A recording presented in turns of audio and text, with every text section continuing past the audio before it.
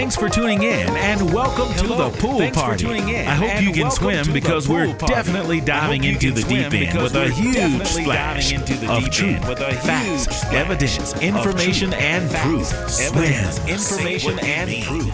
It's talk about talking. How we listen, how we hear, how we speak, how we hear what we're listening to when we speak, how a listener hears what we're saying, if what we're saying, what they're actually hearing and or understanding. Is it clear? SWYM. Say what you mean. Well, that's just the beginning of understanding, because after we get that understanding, how do we accept it? How we respond if it's not what we expect is paramount. Are you okay with the truth? Are you man, woman, human, or spiritual enough to accept the truth? Let's find out.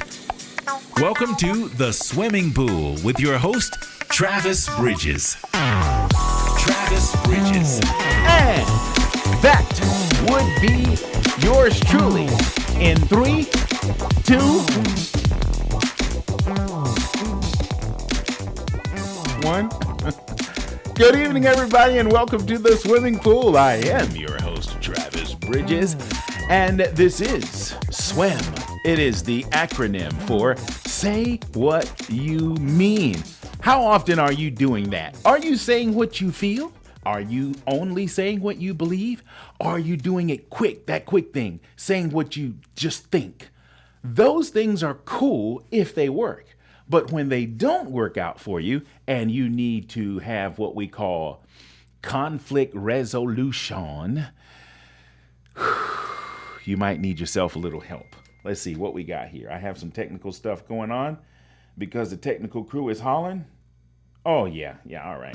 Right. Yeah. So here we are. Where was I? Yeah. Well, say what you mean and mean what you say. Get into the practice of trying to do that. I'm that guy who in this season is just bringing awareness to how we listen, how we hear, how we gather information, and what we do with that information. Okay, I have 2 guests that are coming on later, and the title of tonight, it's the special edition, only because it's a special moon. Every time there's a full moon, I'm going to do a special edition. Normally, I don't talk to guests and say their name or titles or positions or locations or anything like, hey, where's my theme music? Hold on a second. Oh, there it is. Oh, yeah. As I was saying, I normally don't, mention guests, but I have 2 special guests tonight, and you're going to love this. I have a mediator and I have a songstress. Yeah, just wait and see. Anyway, they're going to come up. So what's going to happen is I'm going to talk to you for a few minutes now, and then I'm going to take a break, and I'm going to come back with my first guest. Then after that first guest, I'm going to take another short break, and then I'm going to come back with my second guest. So thank you so much in advance. If by chance you'd like to chat with me, Travis Bridges 2 at AOL.com. That's Travis Bridges and the number 2 at AOL.com. You can talk to me yourself, or you can just put in the subject, a subject that you'd like for me to address. I'm not a doctor. I'm not a lawyer. I'm not an Indian chief. I'm not a psychologist or anything like that. I just believe I've lived long enough to be non-biased when it comes to listening, hearing, and paying attention, as well as gathering information to at least give an educated perspective of what I am hearing. So is that a mediator? I don't know, but fortunately, I'm going to talk to a guy in just a few minutes. Hey, Kimberly. Hey, R. Monk. Hey, Anthony Morrow. Thank you guys so much for hanging out with me. I'm going to quote a couple of people today. I listen to live streams and podcasts all the time from motivational speakers, and I'm going to quote 2 people tonight. Michelle Obama, who says, when they go low, we go high, as well as Ken Niumatalolo, who is the current head coach of the Navy midshipman football team. My son helped me with this one when he used to always tell them, choose the right. Because you know what? In life, we encounter situations, people, and obstacles that will cause us to do and say what we think, feel, and believe, as opposed to what we know is the right thing. So as we encounter these things, we can get ourselves in trouble if we move too fast, if we speak before we think, if we react before we have the opportunity to think. But if we choose the right and remember to go high when they go low, you will always be okay. Okay? With that being said, I'm going to take a short break and I'm going to be right back. So do me a favor.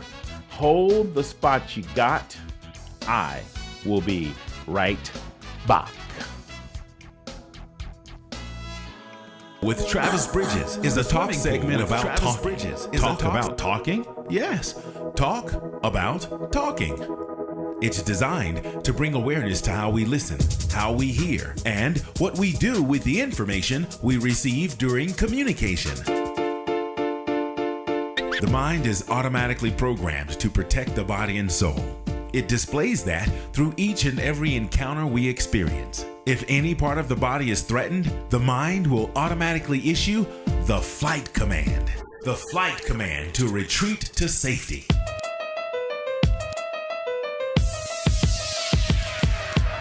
Well, that same command is also deployed when our ego is threatened. The ego, yes, the ego. It's so natural and common, it happens oftentimes without us even knowing.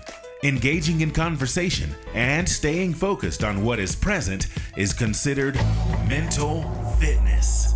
It strengthens our emotions and helps us to gain control of our circumstances instead of having our circumstances overtake our thinking and our very existence.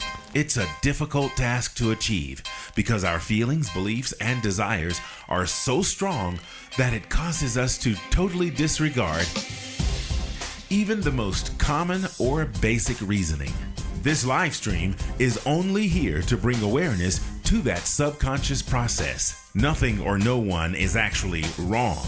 However, the idea of being open to anything outside of what we've already concluded is golden, especially if the new information is transparent. The SWYM developers would like to say thanks for supporting, watching, listening, and sharing this information. Now, back to the swimming pool. Let's dive in and swim.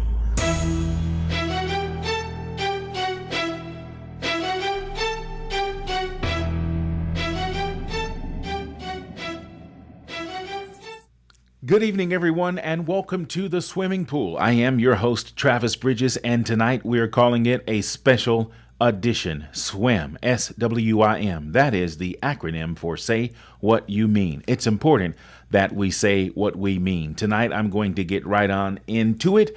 I have two guests. The first guest is going to come on, and unlike normally, I make it a point to not mention names, locations, brands of any sort.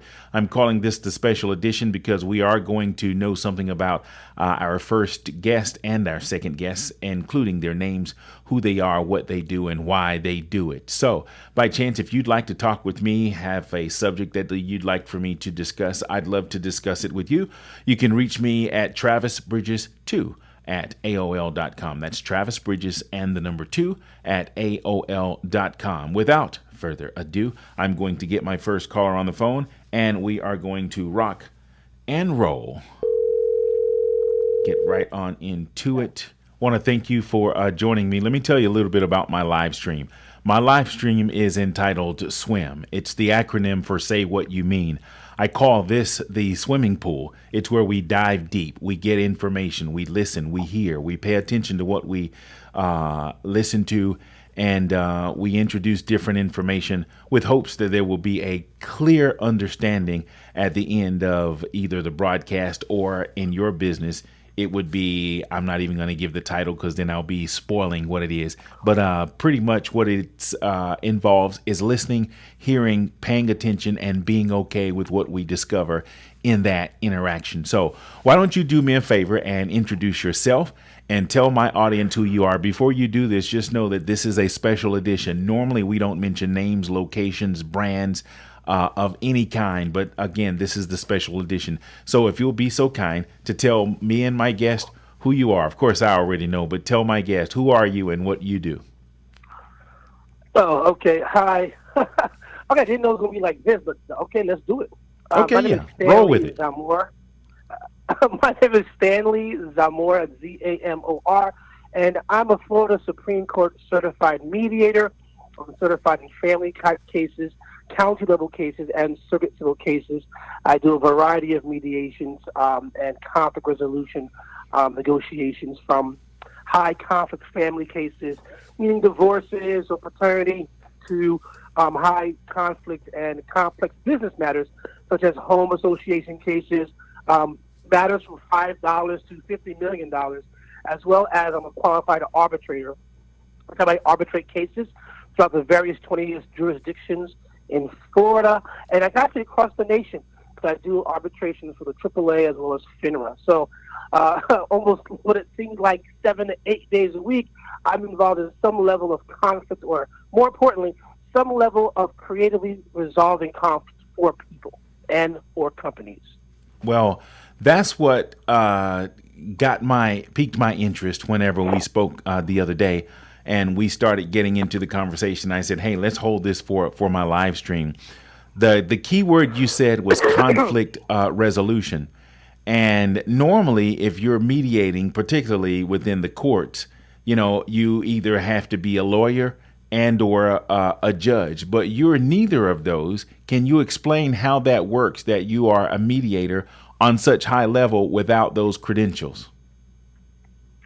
Well, that's interesting, because as mediation has been part of communities and interpersonal relationships for hundreds of years, it's only been the last 40 or 50 years that we, United States, feel that mediators must have or must be first an attorney or and a judge. And that's not what mediation is.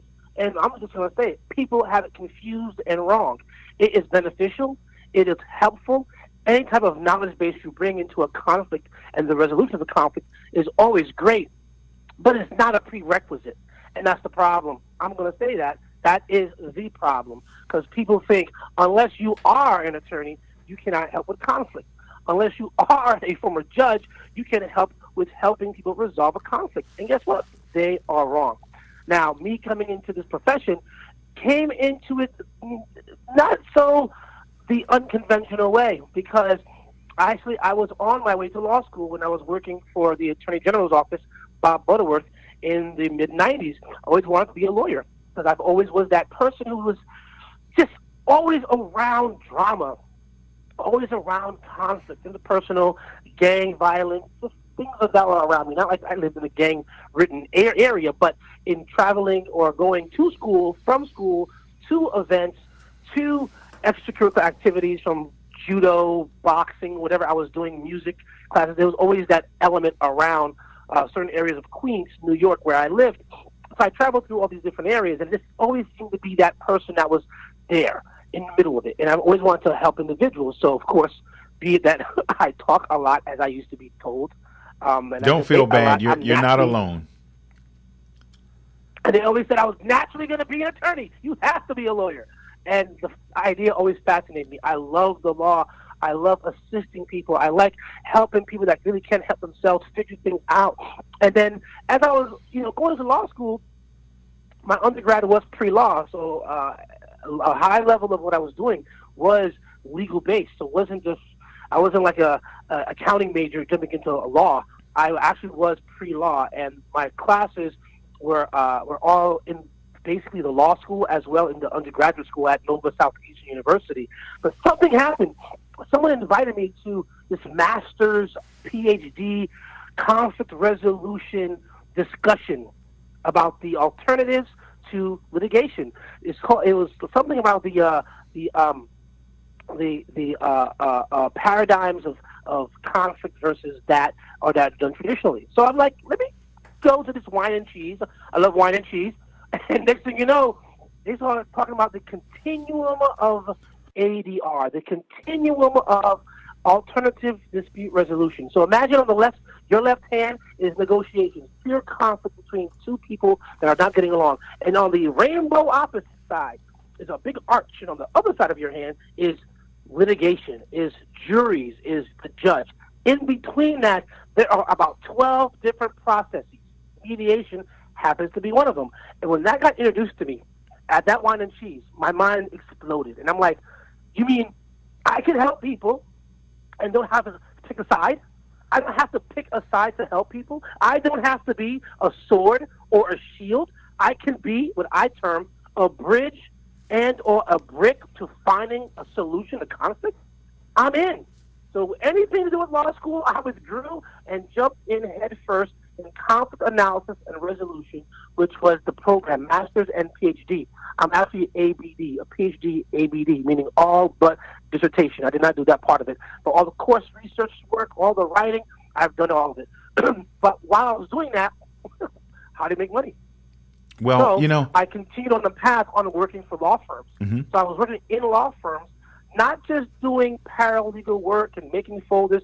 I did a high level of writing, researching, reading, drafting. So when it comes to the law and jury trials, I've done a lot, hundreds and hundreds of case preparation, complex instruction writing, complex legal instrument writing. So it got me involved in that while I was pursuing my educational path of mediating and other forms of ADR.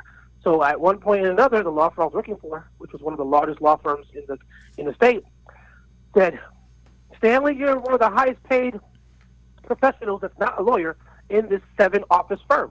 Yeah, they were throughout Florida. And they said, recession is bad, the economy is bad, you do mediation and arbitrations. Do it full time. And of course, we're a young family, large bills, student loans. I'm like, no way. I liked working for a large firm, getting paid extremely well. And they said no. But not just kicking me out on the street. They said, use our conference room. Develop your business full time instead of doing it part time while I was teaching in different schools too. I said, screw it. And I did it. And then, I started doing a high level of cases alongside those who traditionally come in as being an attorney or as being a lawyer, as being a judge. I just found my way and created my own path. And although my conflict within was not being what is usually in the room, all lawyers, I spoke the language very well. I know the writing very well. I know the research very well. And I can help I can resolve conflict better than most of them can. And it became a career from a passion than a career. I want you to know that everything you said is everything that I have thought and maybe at some point in time dreamed about. I followed that same path, and I am totally amazed to know that I've known you for a couple of years now, easy, to know that this is what you've been. You never know who you labor amongst. When we would go, and work out together, I didn't know what your profession was, but everything you're saying is what I strive to do, even on this live stream. Of course, I can't do that in the professional arena, but the idea of resolving conflict is what I believe I may have even been born to do. Why? I'm not sure. And I really, if you don't mind, in the future, would like to kind of shadow you in some kind of way, because you are actually doing what it is I always dreamed of doing. I wanted to be an attorney at first. I did go 10 years after high school to get my bachelor's degree in criminal justice, and I was heading to law school when a major change in my life hit, and I needed to just drop it all. And I don't regret that, which is why now, I try to be nice and to be cool and to try to keep things peacefully between myself and every opportunity I can, like you, with other people. But I'd like to ask you a question. What is it about you? What's inside of you? I know you told me about growing up in New York, but what is it inside of you that makes you qualified for that position more so than a judge or an attorney? What is the drive inside of you? What is it about your character traits that makes you fitting for that position? Oh, wow. Interesting question. I've never been asked that question before, so let's go for it. I wouldn't say I'm more qualified than an attorney or a judge. I'm not saying that. In fact, again, anytime you come from another discipline and you come into conflict resolution as a profession, it's an added plus. Mechanic, plumber, artist, as well as judge or attorney. doesn't mean you have to have it, because actually the ethical rules of a certified conflict resolution neutral in Florida prohibits you from giving your opinion, personal or professional, about the law. It's actually prohibited. You can lose your certification if you give a professional opinion as a lawyer or a judge about the law. So what are you left with? Getting back to your question. So what are those people left with if for 30, 40 years of their professional career, they've been judges or they've been lawyers? I tell them that all the time. Oh, by the way, I'm also a primary trainer. I'm one of the few primary trainers that actually train people to become mediators, a certified mediator. All right, by the way, before you go any further, I'm signing up for whatever you're offering. I'm going to be your top student. And you're gaining business right now. I'm signing up, and that's what I'm going to pursue moving forward. But anyway, I hope you didn't lose your place. Go ahead. No, I didn't. So when I do these 8-hour advanced mediation negotiation training courses, or when I give the 5-day 40-hour course to become a circuit civil certified mediator, the one thing I try to do, especially for the lawyers in the room and the judges, is strip away this idea of your legal acumen, your legal knowledge, not to where you don't use it, but don't lean on it so hard, because you can't use it anyway. It's ethically, you ethically cannot do it. So what are you left with? You're left with, I'm going to take what you just said, and I'm going to show you this character trait that you asked for. I'm teaching people how to swim. SWYM, meaning you have to be comfortable with being uncomfortable. You have to be like another water analogy. And again, this is in my training. I got some really creative, wild out ideas. Or like Bruce Lee, be water, my friend. Yes. Water takes the shape of whatever it's in. But water is also soft, but also water can crash.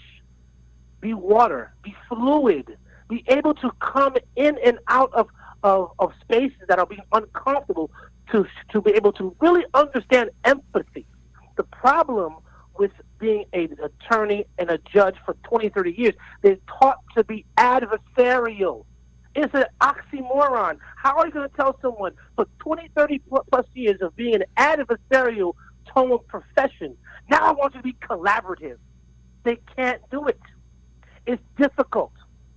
Because for 30, 40 years, they've trained to debate, trained to be a sword or a shield. And now they're taking on another moniker of conflict resolution. That's about collaboration. So you ask me what makes my character traits a little bit different? Because I can be fluid. I'm also a musician. I'm not very good, but I'm okay. I understand improvisation. I understand creativity. I understand seeing things out of the box, but not saying that it's the only box.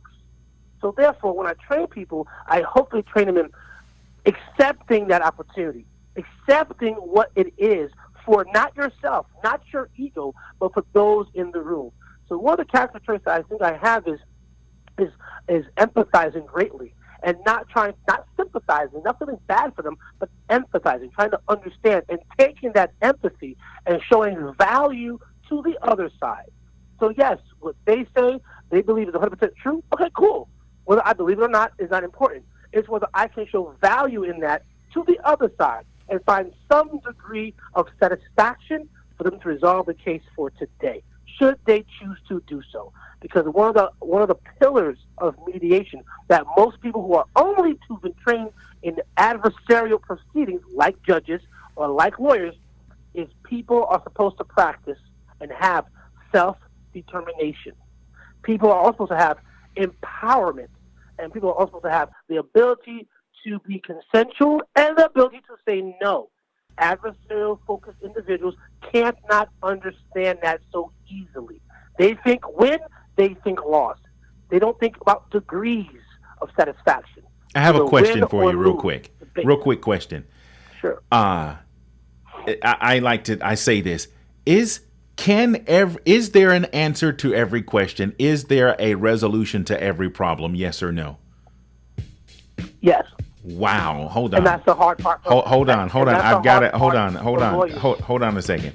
I must hear you say that again, and I want to ask it again because I believe this in my heart and soul. Is there an answer to every question? Is there a resolution to every problem? Please tell me there is. Yes, there is. Tell me this. Tell me this. What is the magic? What is the magic? What is the magic in reaching a resolution when you have extreme opposites on each side? How do you find that balance? Now you're the mediator. How do you find that balance? How what is the word I'm looking for?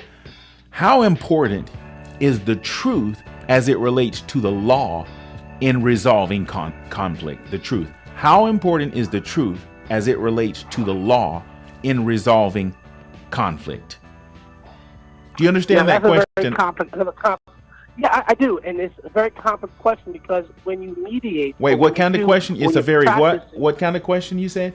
Complex question. Okay, yeah. Explain that. I want to know that answer. Because you just said things that are very hard for even me to process the way I know you want me to process it. You said the truth in resolving the law.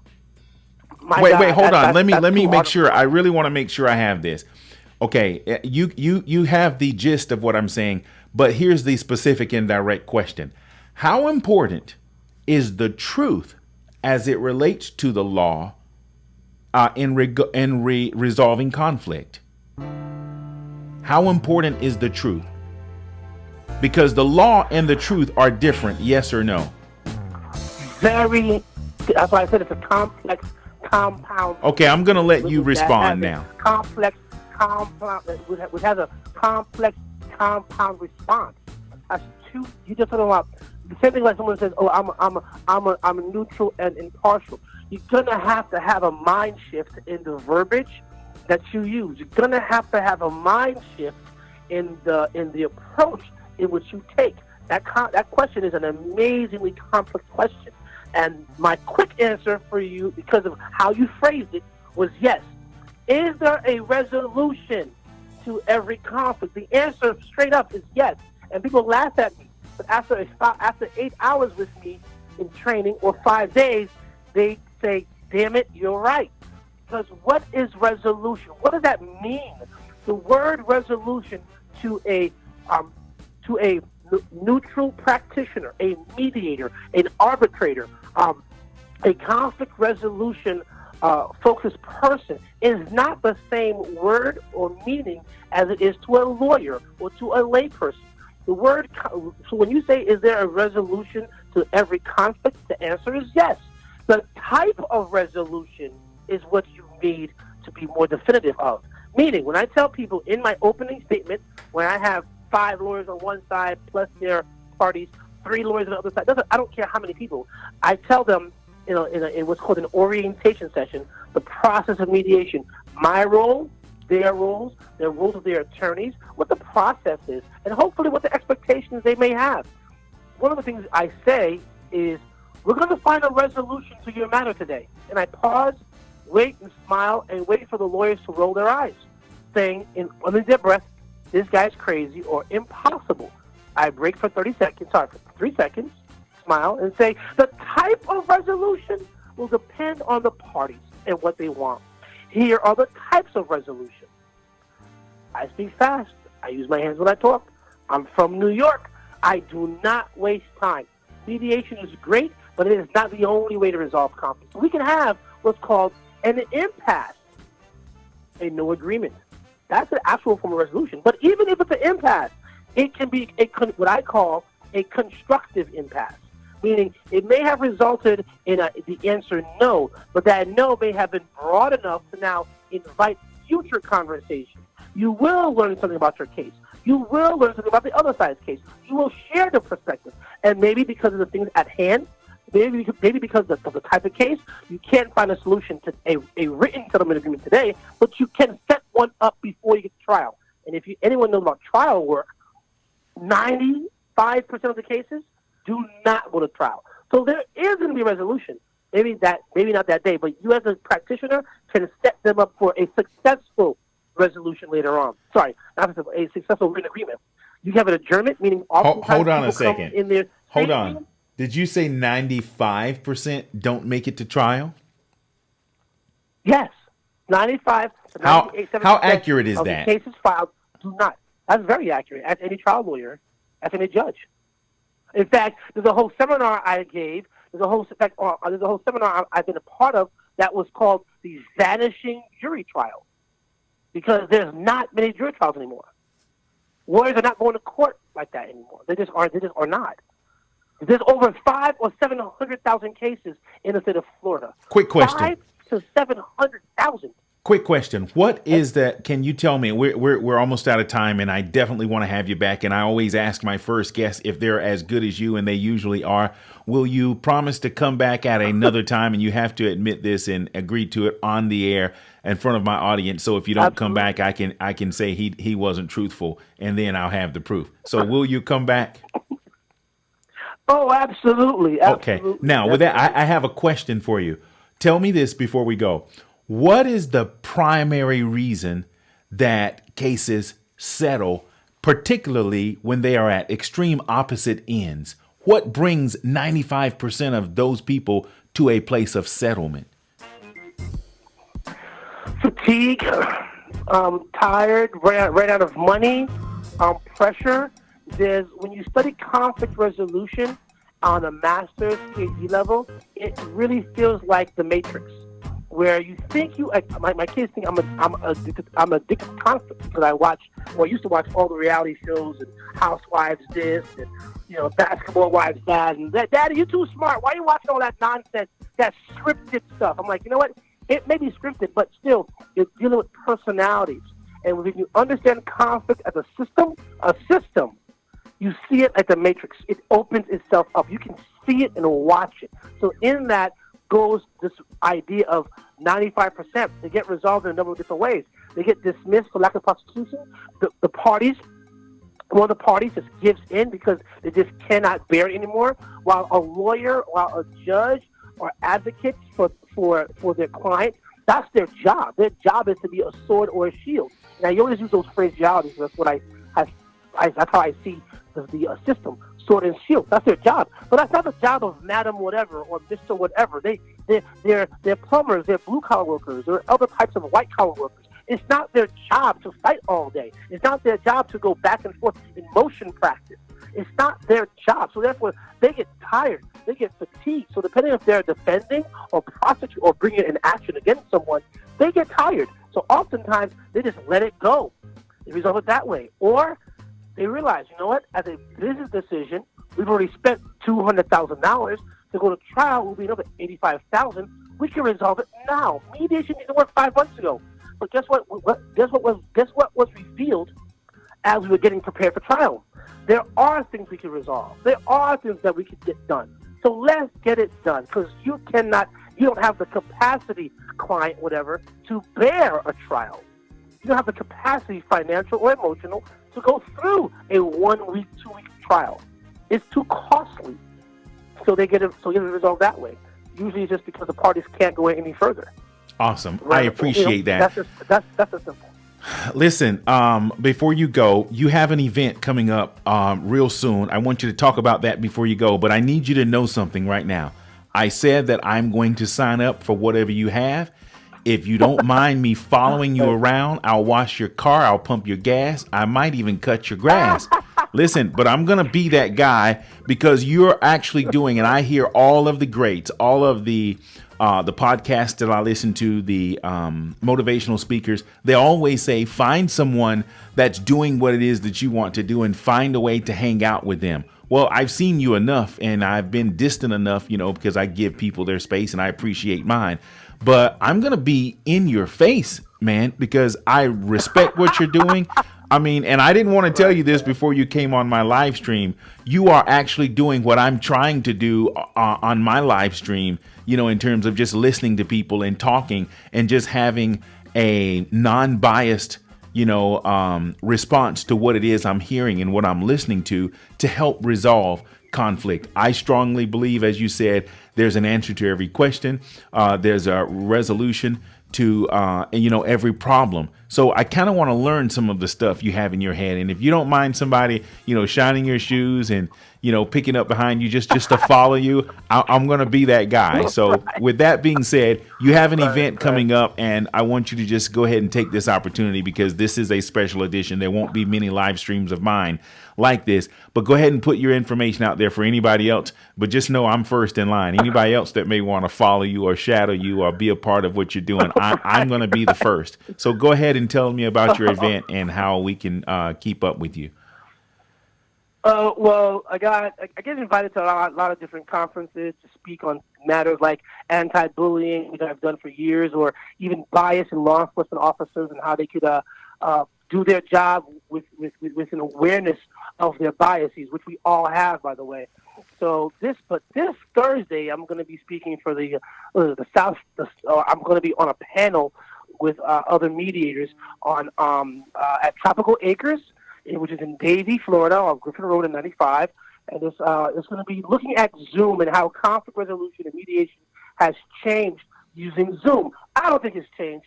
Welcome to the party. I've been doing this since 2000. I've been doing online platform conflict resolution since 2005. So about time people get wind that you can be effective even on an online platform. There's a good thing about it. There are also some challenges. So there's that. I do a lot of different things on LinkedIn. My name is Stanley Zamora on LinkedIn. On Instagram, Polo, P-O-L-O, Stands, S-T-A-N-Z. So Polo Stands. And then from there, just Google me, and a lot of things that I do within the community in regards to conflict resolution, bullying, bias, dialoguing about how we can approach conflict in a constructive manner. I think conflict is constructive. I do not think it's destructive. It can be constructive, depending on your approach and what your goals are. And that's what I hope to, like you said, once I realized I'm not going to be, I could have been a great lawyer, I think, or a pretty good lawyer maybe, but I think I'm a better conflict solutions creator. I think I'm better at helping create something that works for the parties that are in conflict, whatever it may be. And that's why my expertise in family law stuff or divorce or paternity cases are high conflict families that might have a hinge of diversity. Like, again, culture is important. And being Haitian American, being born and raised in New York, but having that cultural island vibe in my upbringing, I realized how biased I was against other cultures.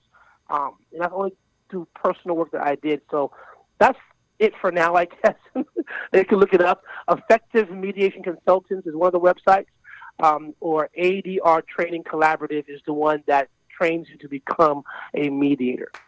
Awesome. Well, that's it. As I said, I'm a guy who says what he means and means what he says. I'm definitely going to follow you, so get used to seeing my number pop up on your phone.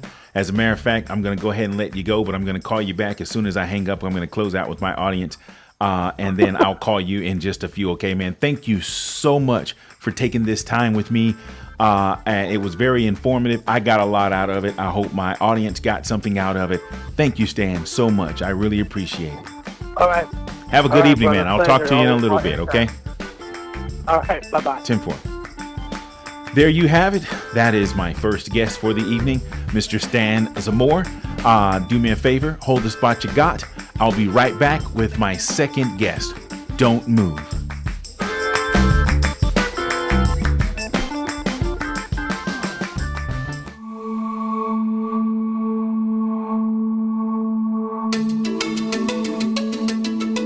Stay focused.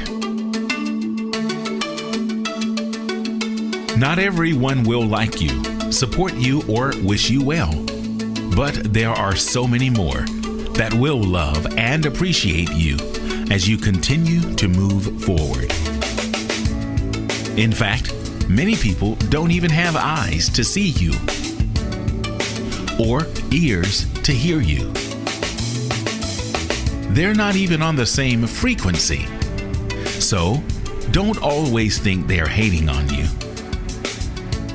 I am convinced that for everyone that can't and won't see you, there are 100 more that can and will. You have purpose. Don't quit. Keep moving up. Step out and be bold.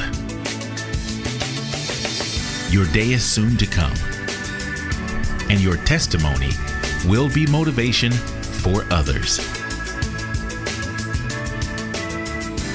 I believe.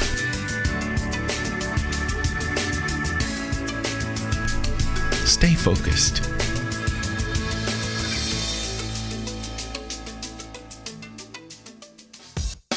Mighty Horn Music. Smooth jazz, top 40, R&B, inspirationals, and more. Live from the Hollywood Home Studio. Like, share, subscribe. And thanks for tuning in.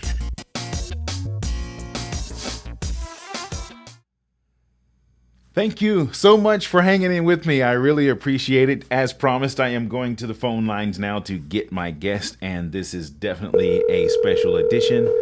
And let's see how it goes. Hello. Hey. Hi. How you feeling? I'm good. And yourself? Wonderful. Your voice sounds great. I am doing a sound check as we speak. And as always, you sound beautifully well. So, how's everything going right now? Is this a good time? This is a good time, right? We can rock and roll? Yes, I'm excited. This is a great season for me. I know. Very excited. We're going to get into it. I don't want us to be too fast. Now, whether you know anything about my live stream or not, I'm going to explain to you. My live stream is simply just talk about talking. I get any guest on at any time, and we talk about anything and or anybody. What we normally don't do that we're going to do differently in this particular live stream is we usually don't say names, we don't say locations, we don't do brands of any kind. That's why I'm branding this one as the special edition. So you are going to be the first and only guest on the SWYM program that's going to announce your name, and then we'll explain to our guest why we are going to announce your name at the end. That'll be the surprise as to why this is a special guest. Okay. You okay with that? Yeah. Okay. Yes, I'm good. So for my guests who don't know you, why don't you just go ahead and introduce yourself, and then I'll just co-sign on that. Your name is? My name is Joyce Warren. Yay! Y'all give it up for Joyce Warren. Joyce, thank you so much. So now I would normally have a script, but because this is talk about talking, I'm going to follow those same guidelines. So I'm going to do the safe thing. I'm going to get the who, what, when, where, why, and then we'll just go from there. So Joyce Warren, who is Joyce Warren for my guest? Okay. Joyce Warren is a singer-songwriter. I think I write more than I sing, but for the notation, singer-songwriter. Mm-hmm. Okay, now I was watching this special on TV, and the guy was playing with the other person. He said, "Well, that's not who you are. That's what you do. You know, you sing and you're a songwriter. So can I play that with you? That's what you do. Tell me who you are. Tell my guests who you are." Well, I'm a very outspoken and lovable person. I am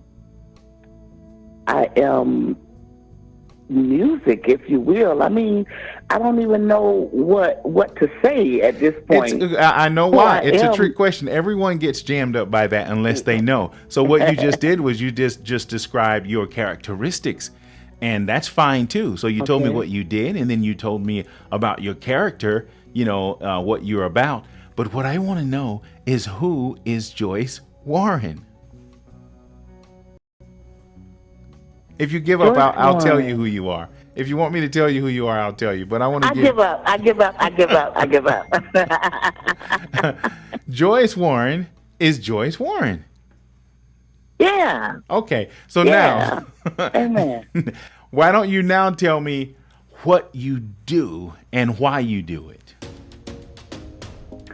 Well, I do music, and the reason why I say I do music, I stopped doing it for about almost 10 years. I stopped doing writing. I stopped singing. I stopped doing what was in me to do, and that was because I became ill, and I had to get myself, mind, body, and soul back to the place where I knew that God wanted me. You know, He never let me up, you know, for doing it, because I was done. I was just done with music, but I realized that was who I was. And every day, all day, I was writing something, singing something. So it just became, you know, just the norm for me, you know. Mm-hmm. Okay. So your music clearly is not just any music. In the music industry, as you know, we call them genres, but I want to hear it from you. What is your area of music? Is it rock and roll? Is it bebop? Is it hip hop? Well, it could be. I mean, this album is very eclectic. I mean, it has. I think you just let in a little too much. We were going to sneak in on that part. But let's just pretend you didn't say this word that you said after that. Tell me about your style of music. How would it be labeled? My style, oh my God, I don't know. I don't know if there is a label for it. I can't. I mean, I have. Okay, if this was 1987 and I went into the music store, I went into Coconuts, what section would I go in? I wouldn't go in the heavy metal section. No, I wouldn't go in the acid rock. Would I go in the country section? No, you would probably go into the inspirational section. Inspirational. Okay, I like that, and I can relate to that. So tell me how inspiration is different from any other genre, particularly gospel, because I know we made that switch, I'm going to say about 10, 12 years ago. People stopped saying gospel because I know even as a musician myself, I don't use the term gospel as much as I used to. Well, the gospel is what it is. It's the death, burial, the resurrection of Jesus Christ. That's the gospel. Mm-hmm. And if I'm not singing about the specific death, burial, and the resurrection, then I'm not singing gospel technically. Mm-hmm. But the reason why I say I'm singing inspirational, because it's about things that I've gone through, and because through Christ, the hope of glory, I am able to have a remedy for the situations and the issues that I've gone through. Okay. Well, you just educated me, because that's not the reason I didn't do it, but I like that. I think I'll add that to when people ask me about different genres that I play. Mm-hmm. Even when I play music, I still call it inspirational. Even if I'm doing something in a genre that's outside of what is typically labeled as inspirational or gospel. But, you know, thanks for sharing that. What is it that makes your music inspirational? Well, the inspirational part is to inspire those that feeling like all hope is gone, everything is lost. I mean, I've gone through everything they probably would have an issue with. But the inspirational part is the fact that Jesus Christ lives and He died for our situations, and that's what I'm conveying.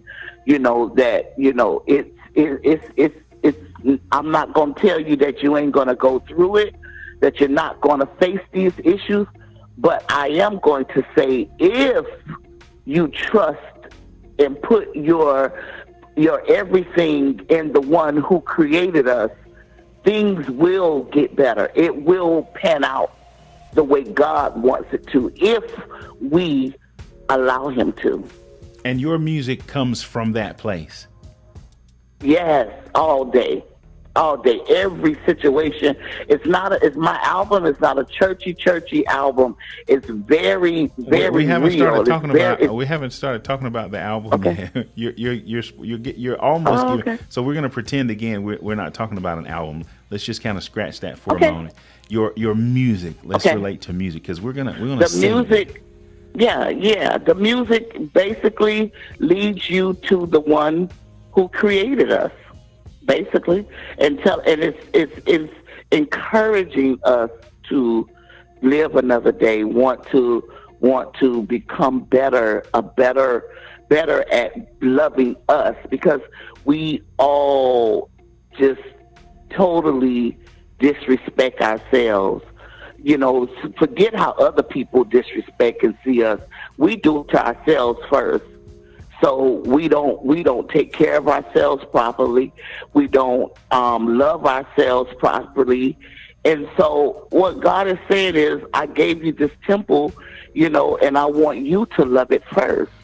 I want to preach for a moment. Excuse me. Can I just jump in right quick? And you hold that thought. Something just really jumped on me when you said that. Oh my goodness. It's almost impossible for someone else to cross that line if we haven't taken down if we haven't removed it.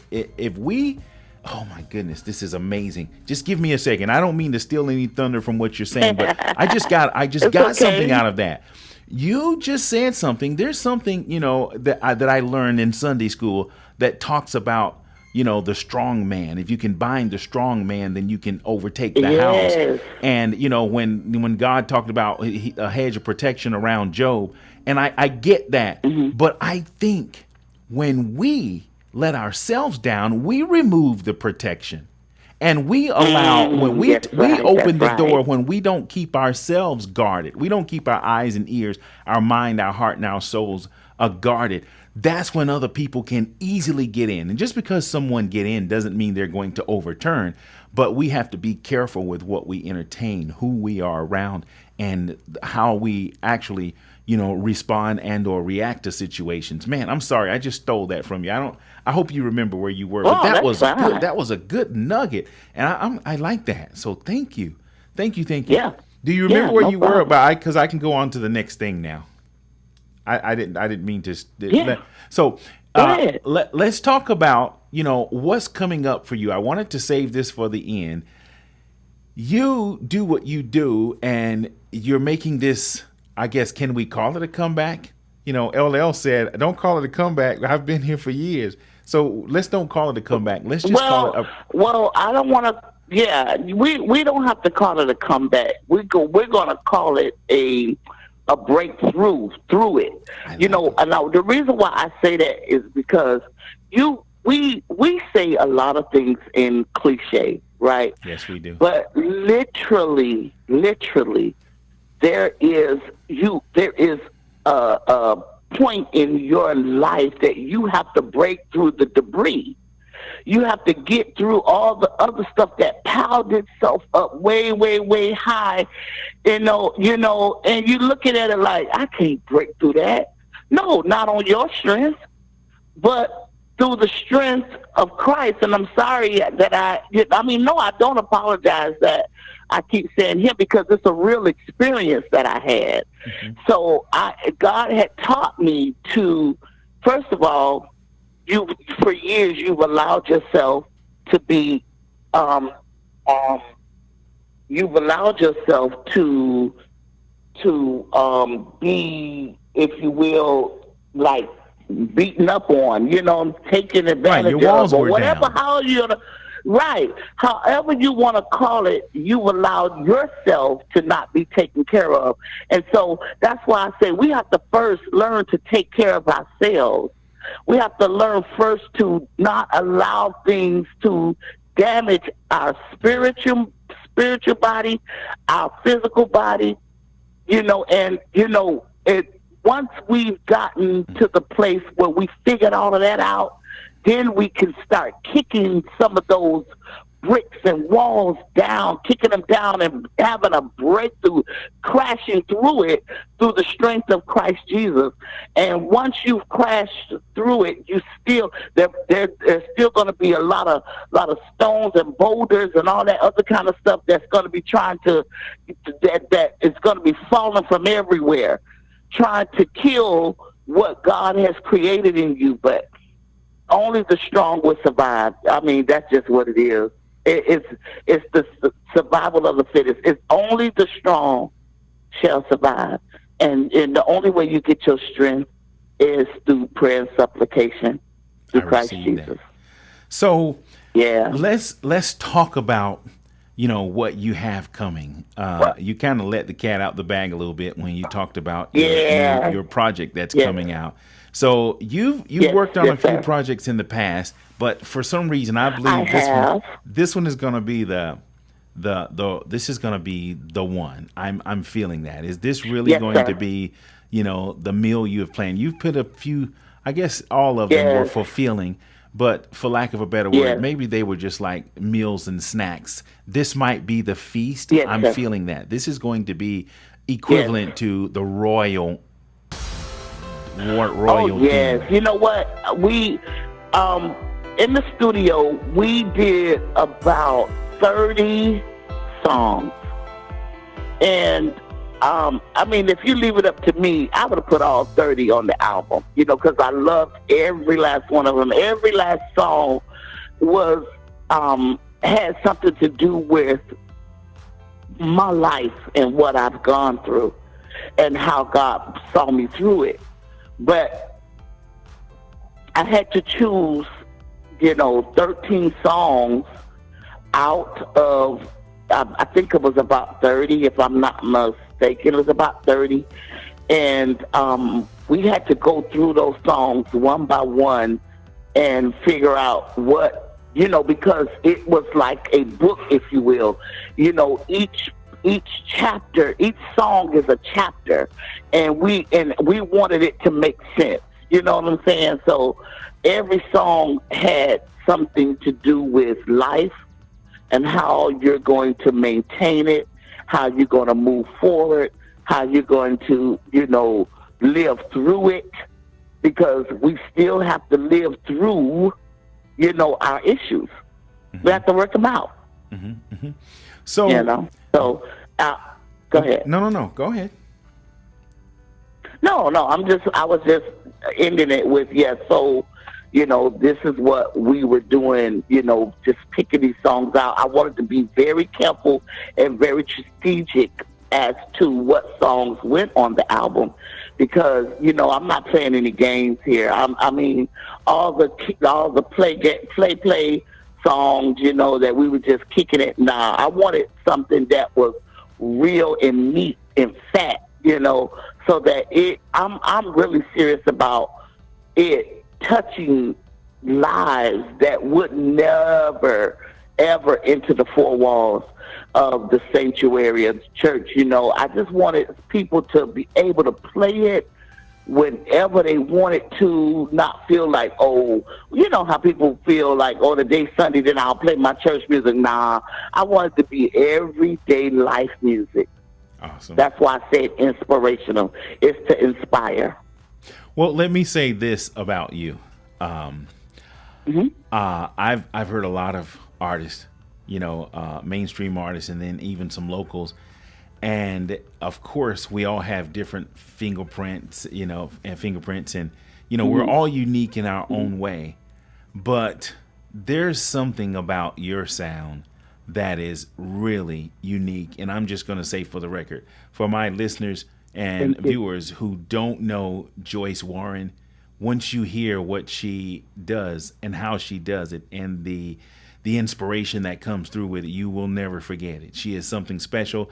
That's why she's a friend of mine, and that's why I love you, because you definitely have something unique and special, and I enjoy, hearing you share your gift. I definitely get inspired. So to my listeners, this project that she's got coming, it is something you at least want to hear and see if we're both right. They say you can tell a prophet by whether what they say comes true or not. Well, I'm going to prophesy right now. When you check out this project, you're going to find out that you will get that inspiration that she's referring to right now.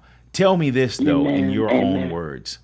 What is the one thing that separates this project from all the ones? Now, you know all the greats that are out there. We don't have to name them. And no one, I'm not going to say no one, but not many people know who you are yet. And since this one is going to be the Thezo, people are going to know who you are after this gets released.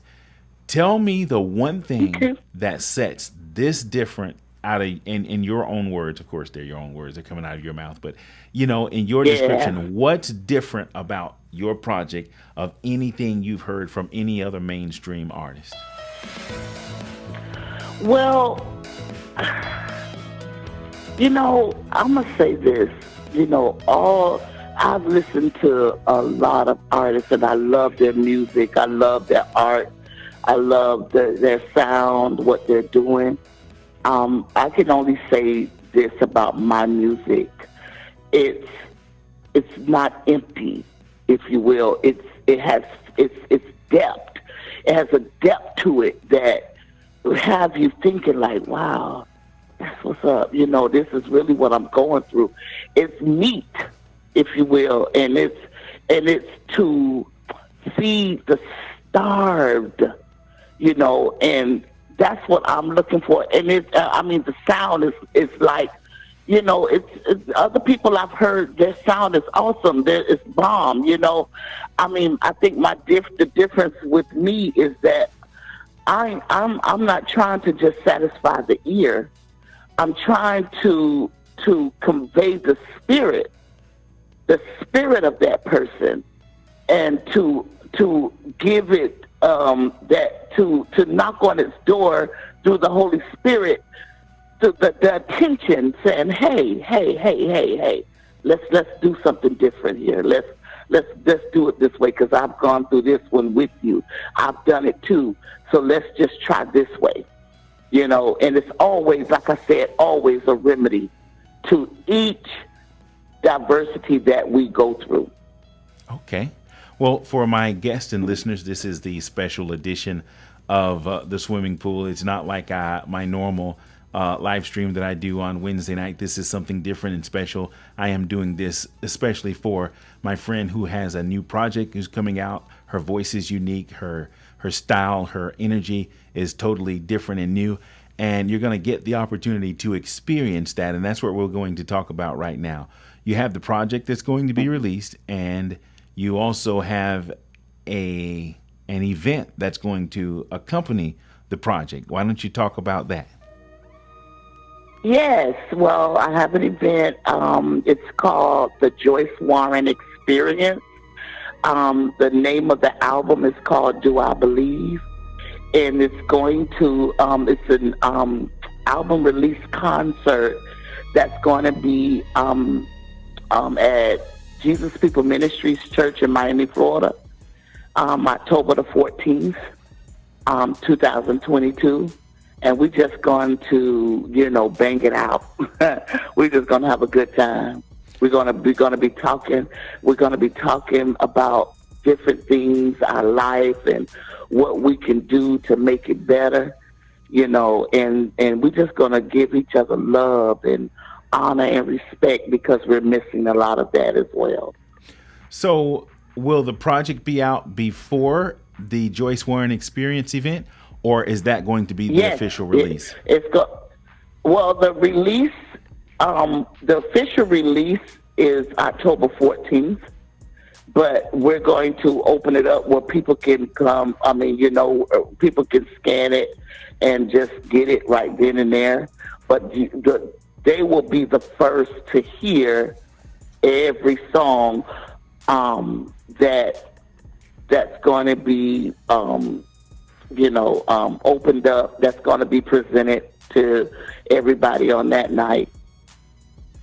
Okay. So what I'm asking is, the project will not be available for purchase until on and after. It will be available for purchase. Yeah, it will be. You all will be able to go online and pick it up. But the actual release date, will be October 14th.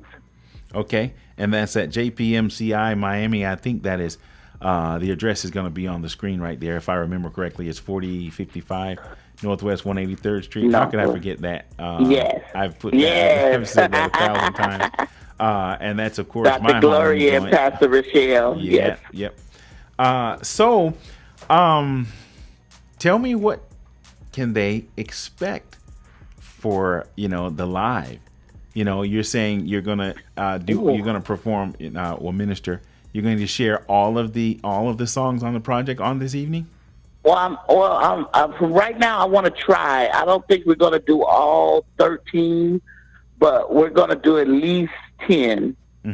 Okay. At least 10 songs, and we're just going to just open it up, see how y'all like it, see how everybody groove to it, But I really want everybody to listen to the words.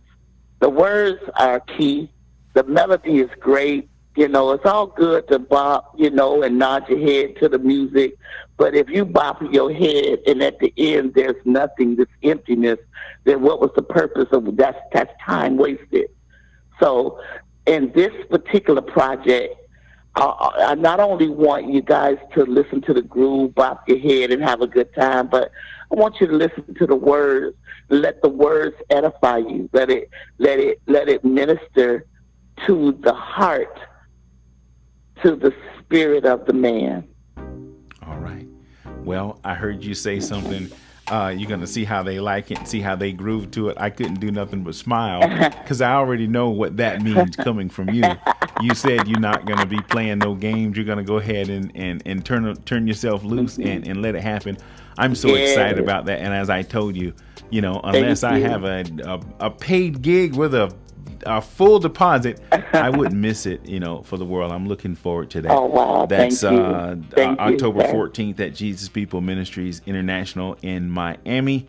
And what about, at admission, how's that going to work? Is open? The concert is free. It's open. Just come. Awesome. Now you can't. But we are. Yeah, you can't beat it, but we do require one thing, for you to go to Eventbrite and register so you can get your ticket. The tickets are free, but you do have to go to Eventbrite for the tickets. Okay, I'm going to need you to say that in, because I don't know about you, but I've got some cousins who will show up at the door talking about, I want to get in. How much can I pay? Please say it again. It's important to register, because I know my cousins. They always do it. Yeah, but it is. Although I would love for everybody to come, just come. But we would love for you to register with Eventbrite. And we'll give you that information. My management will let everybody know that information, have it posted, and we'll actually give it to you so that you can let them know where to go. It'll be right on the screen. It's right there on the screen, right there, right now. It's there. Yes. Okay. It's free. The concert is totally free. We just want you guys to have a good time. We really do. And just with this being just enjoy yourself. Still post-COVID, not many people are going out, not many people are doing things, but this will be an event that you want to come and check out. Let me just tell you, I'm just going to go ahead and speak for my sister. Listen, she's going to definitely bring that fire. And you don't want to miss this. This is going to be good. I usually will just keep my mouth closed and don't say anything, but I'm just co-signing this, for you, because I love your music. I love your energy. Thank you. And I'm excited. And I know all of the guests that are watching are now saying, hey, we want to be a part of it. I hope they do. And we'll just leave it at that. Anything you want to say in closing in regards to preparing for this? Because this has got to be like, a long awaited. This is the time you've dreamed about probably since you were a child, I'm sure. Yes. Because this is a big one. Yes, this is the big one. I had the opportunity to do things before, and I just something wasn't right about it, So when I give something, when I throw something, I want it to be done with the spirit of excellence in every area. So if these songs are not right, or if something is just not clicking right, then we're just not going to do it. But in this particular moment in time, it is awesome. Like, the timing is right, the moment is right, everything is just right. So the songs are right. I believe the songs are for a time like this that we are going through. So yeah, I want you guys to come out and let these words be in you. Like it is in Christ Jesus. Just let it come and let it minister to you. Just soak it up. Just close your eyes on some of the songs and just understand that, because it touches every area of life, every situation, So, you're more than welcome to just come and vibe with me. Again, once again, it's gonna ladies be and like gentlemen, home. My guest, Joyce Warren, the Joyce Warren Experience, happening October 14th at Jesus People Ministries International in Miami. The address and information is on the screen. Of course, go to Eventbrite so that you can register and have your admission. There is no cost, but you do need to register. And this is not going to be just any old thing. This is going to be the thing. You don't want to miss it. Joyce, thank you so much. Amen. And I want it to be said, Thank you for having me, sir. Absolutely. This is going to be on my channel for a while, and people are going to look back at this a little while from now. They're going to say, oh, that's that girl that was on that live stream from that guy who we didn't know anything about. And now look at it. It's I really wish you well. You have nothing but, thank you, sir. My best, support. I look forward to being there. And let's just trust that it's going to be all that and then some. Yes, it is. I believe it. Thank you, guys. All right, Joyce. Thank you. Have a beautiful evening. I love you to no end. Till the next time. Love Take care of yourself, buddy. All right. All right. Bye. There you have it, Joyce Warren and the Joyce Warren Experience. It's happening October 14th at Jesus People Ministries International. Remember, you heard it right here on SWYM. It's the acronym for Say What You Mean. This is the special edition. Thank you in advance for supporting my friend, my sister, in music, Joyce Warren. Have a good evening.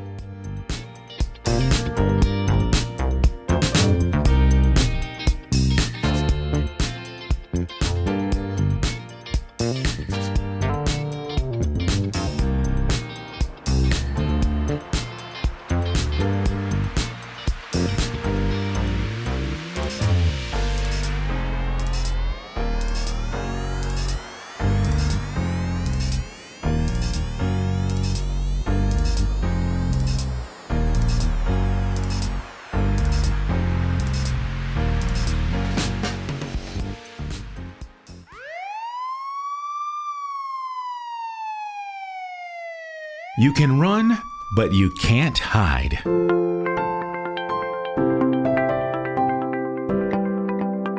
A type of court system designed to settle conflict is humane. The right to due process and a fair, speedy trial is also humane.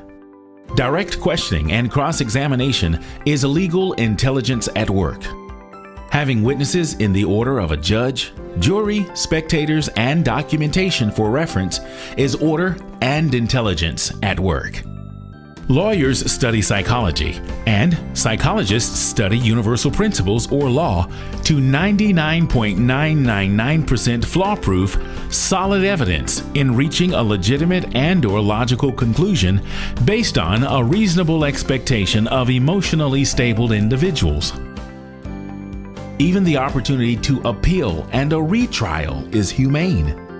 Truth, facts, sincerity, and even certain types of remorse hardly ever need further questioning, as they represent themselves clearly based on universal principles and universal law.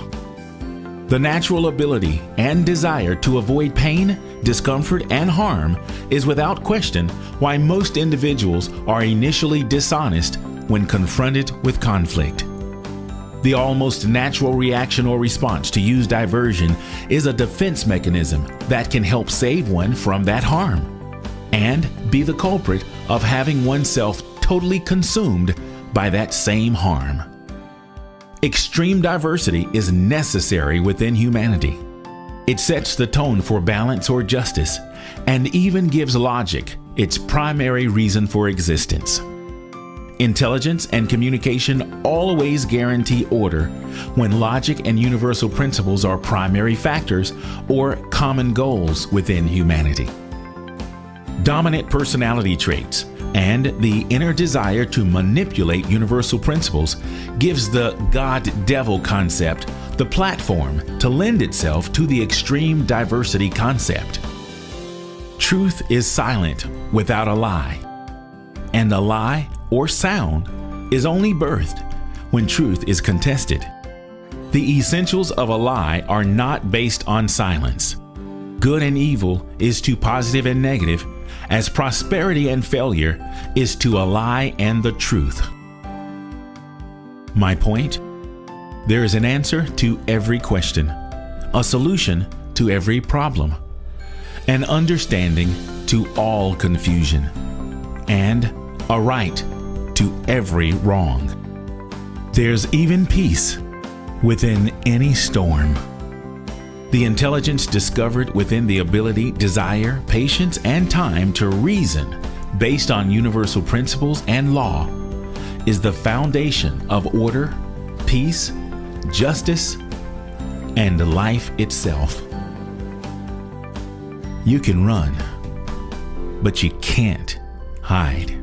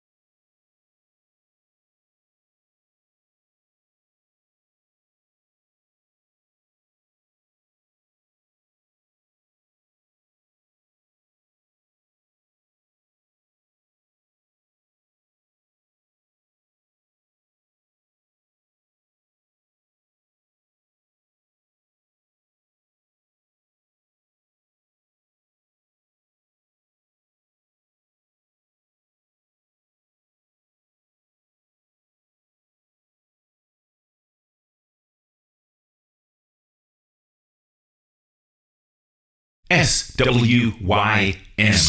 Say what you mean. As much as this information is designed to bring awareness to how we listen, hear, and process, it is also a form of therapy. The little person inside of all of us needs to be heard. As adults, even listening to ourselves is a form of healing, strengthening, and growth. It's okay to speak, talk, express yourself, and be heard, even if you're the only listener.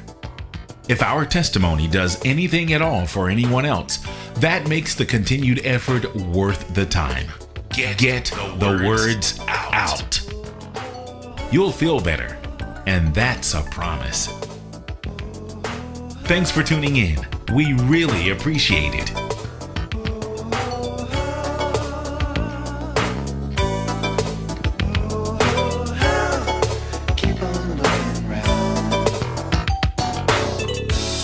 You know, sometimes it seems like all the good times are gone, but you got to keep on searching. You got to keep on keeping on. Keep on. Standing right here today, I would not be here with you if I believed the things that the people say. You got to keep on searching. Keep on searching. Keep it on the cool side. Keep it on the cool side. Keep on.